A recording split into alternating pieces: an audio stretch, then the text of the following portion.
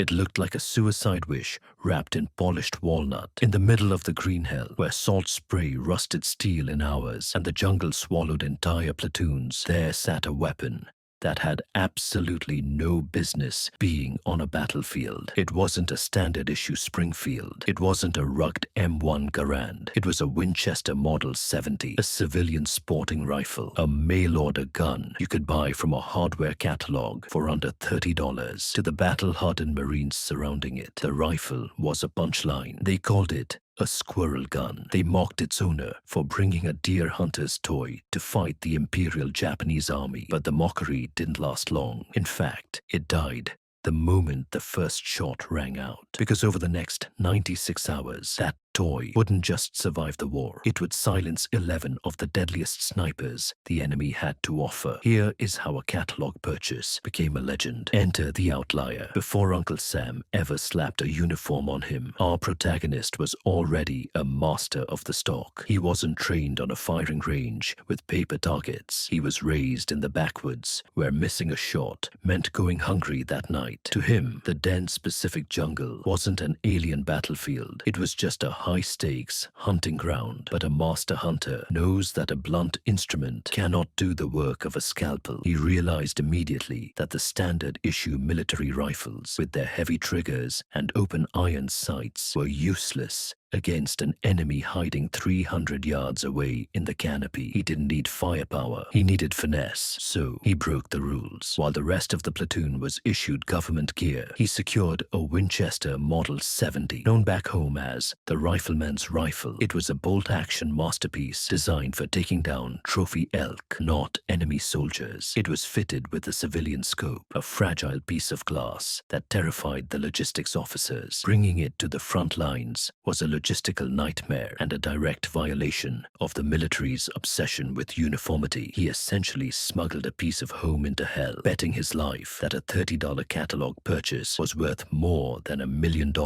of government R&D. In the military, conformity isn't just a rule, it's a religion. Standing out makes you a target, and bringing a non-standard weapon makes you a liability. So, when he unslung a rifle that looked like it belonged above a fireplace rather than in a foxhole, the ridicule was instant and merciless. To the battle-hardened grunts holding their heavy industrial M1 Garands, the Winchester looked fragile. It looked like a joke. Officers sneered at the delicate glass scope, convinced the humidity alone would fog it up within an hour. One drop in the mud, and that toy is garbage, a sergeant reportedly barked. The enlisted men were even less polite. They dubbed it the squirrel gun, loudly asking if he planned to hunt dinner for the mess hall while they fought a real war. But here is the mark of a true professional. He didn't argue. He didn't try to explain the ballistics to men who only understood volume of fire while they laughed and aggressively oiled their bolts. He sat quietly in the mud, meticulously wiping the lens of his scope with a dry silk cloth. He absorbed the insults with a stoic silence, knowing that the only debate that mattered wasn't happening in the barracks. It would happen downrange. He was content to let the rifle do the talking. The mockers didn't understand physics. If they did, they would have realized that the toy was actually a superior machine for the specific problem of long-range elimination. To understand why, we have to look under the hood. The standard issue M1 Garand was a masterpiece of volume fire, designed to suppress enemies with rapid shots. But that semi-automatic action came at a cost. The gas system involves heavy moving parts slamming back and forth, creating vibration and throwing off the harmonics of the barrel. It was a sledgehammer, effective but blunt. The Winchester Model 70, however, was a scalpel. Because it was a bolt action, the mechanism was a solid, locked block of steel.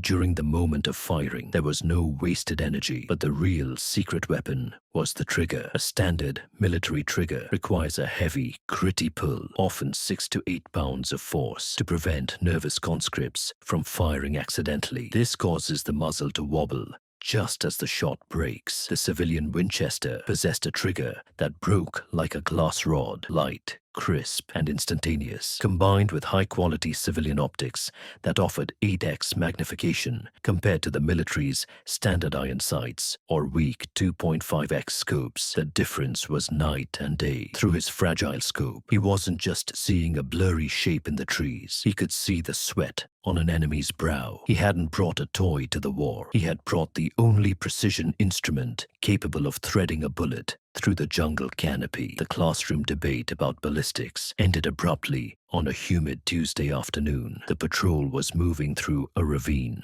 when the air suddenly cracked with the snap of enemy fire. Men dived into the mud, cursing and firing wildly into the green wall of vegetation. It was the standard panic response. Huge volume, zero accuracy. The Japanese sniper remained safe, invisible, and ready to pick them off one by one, while the others shouted orders. Our protagonist slid into position. He didn't return fire. He waited. He tracked the muzzle flash through that fragile civilian scope, filtering out the chaos to find the single pixel of movement that didn't belong. He exhaled. He touched the trigger. The sound that followed wasn't the familiar bang-ping of an M1 Garand. It was a sharp, singular whip crack that cut through the humidity. For a second, there was silence. Then, a rustle in the high branches. A Japanese sniper, who had felt invincible moments before, tumbled from the canopy and hit the jungle floor with a heavy thud. The squirrel gun hadn't just worked. It had reached out and touched a ghost. The mocking stopped instantly. The ridicule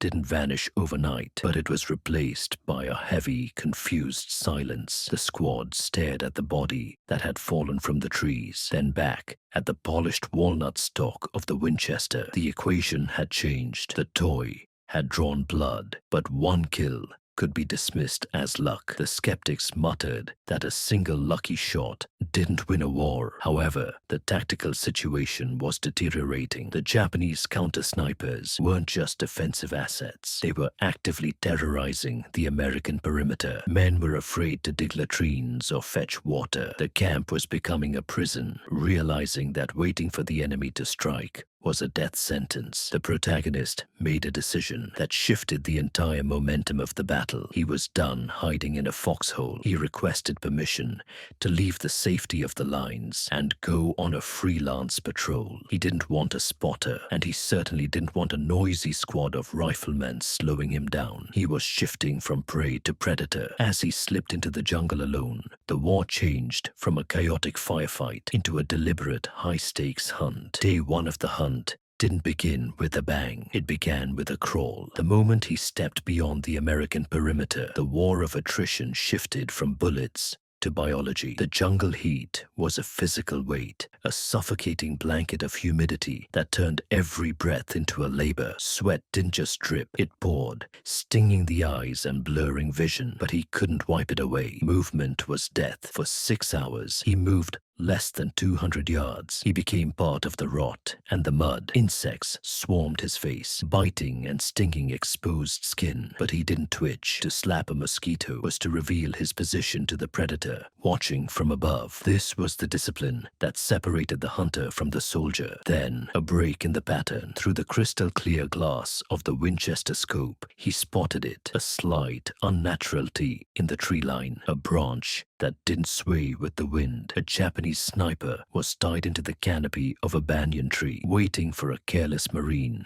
to light a cigarette. It was a classic standoff, the hidden versus the hunter. The enemy sniper scanned the ground with the naked eye, looking for a helmet shape. He never saw the man buried in the fern, tracking him through an 8-power optic. Our protagonist exhaled slowly, steadying the crosshairs between the leaves. The patience paid off. One squeeze of the light trigger, and the jungle's silence was broken. The first domino had fallen. This wasn't just a shooting gallery. It was high-stakes, psychological warfare. The Japanese snipers knew exactly how American soldiers were trained. See movement, fire immediately. So they weaponized that instinct. They would rig helmets on sticks or rustle bushes to act as bait, waiting for a nervous marine to reveal his position by shooting at a ghost. But they hadn't accounted for a man who spent his life tracking animals that were far more skittish than soldiers. Our protagonist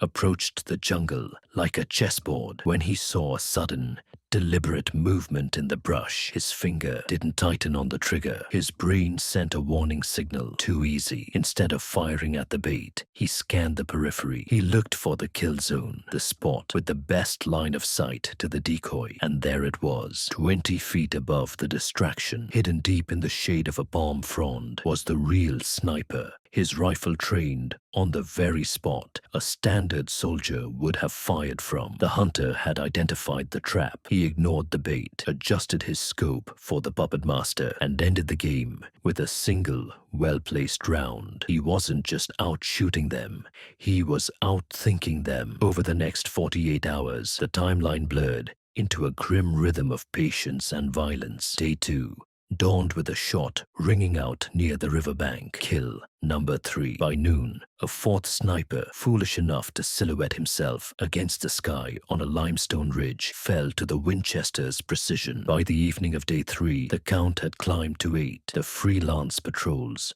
were no longer a curiosity. They were a cleaning service. Back at the American perimeter, the atmosphere underwent a complete inversion. The jeering had evaporated. The same Marines who had cracked jokes about hunting squirrels were now anxiously scanning the lines before their patrols, asking one question: is the guy with the Winchester watching our sector? The rifle had transformed in their eyes. It was no longer a piece of fragile civilian junk. It was a totem of safety. Rumors began to swirl through the camp, carrying that unique weight of battlefield mythology. There was talk that the Japanese snipers, usually aggressive and fearless, were staying low. They had realized that the rules of engagement had changed. A new apex predator had entered the ecosystem, one that didn't spray bullets blindly, but struck with the sudden, invisible wrath of lightning. The mail-order rifle was effectively locking down an entire quadrant of the war. Let's pause the narrative for a moment to appreciate the sheer technical impossibility of what was happening. To kill a hidden sniper in a jungle isn't just about aim, it's about geometry. Take kill number 9, for example. The target wasn't standing in the open. He was concealed behind a thick screen of bamboo, visible only through a gap no wider than a coin. With a standard M1 Garand iron sight, that target is invisible. The front sight post alone covers up 12 inches of target. At 100 yards, you would literally be shooting blind. But the Winchester's optics changed the physics of the engagement. Our protagonist had to calculate the trajectory of a .30-06 round, threading through foliage without clipping a branch. If the bullet grazes a leaf at high velocity, it can destabilize, tumbling off course, a phenomenon known as deflection. He had to thread the needle using the fine crosshairs of the civilian scope. He didn't aim at the enemy soldier. He aimed at the negative space between the cover. It was a shot that required holding his breath between heartbeats to eliminate body sway. The bullet passed cleanly through the gap, striking with zero deflection. It wasn't luck. It was ballistics mastery. By the morning of the 4th day, the hunter was running on fumes. Dehydration had set in, turning his movements sluggish. But the greater concern wasn't his body, it was his weapon. The critics back at the base had one valid point. Civilian rifles are built with tight tolerances. They leave no room for error, and they certainly leave no room for the thick, volcanic sludge of the Pacific. The Winchester Model 70 was caked in grime. The once smooth bolt action now grated like sandpaper against stone every time he cycled around. The fear wasn't that he would miss. The fear was that the rifle would simply seize up. A jammed bolt in a sniper duel isn't a mechanical error, it's a death warrant. The technical anxiety was real. Had he pushed the toy past its breaking point? But there was no time for maintenance. Ahead, the advance had stalled completely. A Japanese officer, likely a veteran commander, had established a fortified nest that was chewing up the American flank. He was smart, staying low, directing fire while remaining virtually invisible. He was the final boss of this green hell. Our protagonist crawled into position, sliding through mud that smelled of rot and cordite. He found his angle, but the shot was a nightmare. Uphill through a shifting gap in the vines, with a weapon that felt like it was glued together with grit. As he settled the crosshairs, his eyes stinging from the sweat dripping into the scope, he placed his hand on the bolt. He needed one last perfect performance from a machine that was never designed to be here. The jungle held its breath. The officer stepped into the gap for a split second. This was it. He squeezed the trigger, despite the grit and the grime. Snapped cleanly. The Winchester bucked into his bruised shoulder, the recoil sending a shockwave through his exhausted frame. For a heartbeat, time seemed to suspend. The crack of the rifle echoed off the limestone ridge, rolling through the valley like thunder. Through the scope, the image was instant and absolute. The Japanese officer didn't scramble for cover. He simply ceased to be a combatant. He crumpled backward into the vegetation. His command ended by a piece of lead delivered from 300 yards away. Then came the most beautiful sound in warfare. Silence. No return fire. No shouting orders. No rustling in the trees. The sector, which had been a cacophony of fear and suppression for days, fell dead quiet. The mail order rifle had done its work. That was number 11. The counter-sniper team that had terrorized the battalion had been systematically dismantled. One by one. He didn't celebrate. There was no fist-pumping or cheering. He simply cycled the bolt one last time, forcing the stiff metal back to eject the spent casing, and engaged the safety. He stood up from the mud, his knees cracking, soaked in sweat and filth. As he began the long walk back to the American lines, the weight of the rifle felt different. It wasn't just steel and wood anymore. It was the weight of 11 lives, and the undeniable proof that he had been right all along. The walk back to the perimeter felt longer than the patrol itself. When he finally broke through the tree line and stumbled into the American camp, he looked like a specter, mud-caked, hollow-eyed, and shaking with adrenaline withdrawals. But as he sat heavily on a crate to strip the bolt of his rifle, the atmosphere around him had shifted tectonically. There were no snickers, no cracks about squirrel hunting. The silence that surrounded him now wasn't one of awkwardness. It was the heavy, reverent silence of gratitude. The platoon sergeant, the same man who had loudly proclaimed the scope would fog up in an hour and the wood would warp by noon, walked over. He looked at the exhausted sniper, then down at the Winchester Model 70, resting on his knees. The rifle was battered, the stock was scratched, the finish was dulled by sweat, and the barrel was hot. But it was functional. The sergeant didn't offer a formal apology. War doesn't leave much room for "I'm sorry." Instead, he offered something far more valuable: vindication. He reached into his webbing, pulled out a fresh cloth, and handed it to the sniper. "Clean that glass, son," he said quietly, loud enough for the nearby privates to hear. "We're gonna need it tomorrow." In that brief exchange, the verdict was delivered. The toy had graduated. It was no longer a civilian intruder. It was the most respected weapon in the platoon. The ripples of those 4 days went far beyond a single jungle patrol. The success of the mail-order rifle forced the military establishment to confront a hard truth. Mass-produced uniformity often loses to specialized precision. The brass had to admit that treating a sniper like a standard infantryman, arming him with the same blunt instrument as everyone else, was a strategic failure. This unauthorized experiment laid the groundwork for a massive doctrine shift. The U.S. Marine Corps took note. In fact, the DNA of that civilian Winchester Model 70 didn't disappear. It evolved. Decades later, during the Vietnam War, the Marines would build their legendary M40 sniper rifle on the very same bolt-action design that had been mocked in the Pacific. The toy became the template for the deadliest system in Marine Corps history. Our protagonist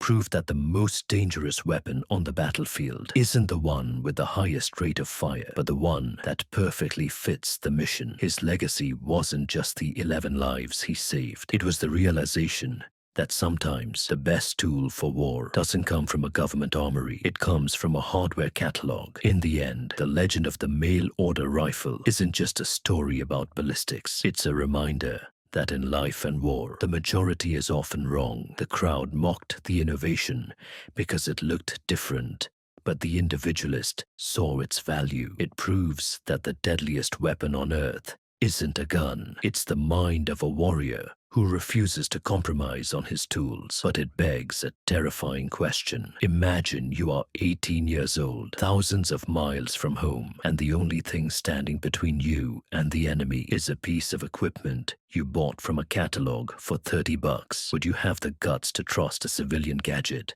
with your life when everyone around you called it a toy? Or would you stick to the military standard to stay safe? Let us know in the comments below. And if you enjoyed this breakdown of history's most underestimated weapons, hit that subscribe button. We're just getting started.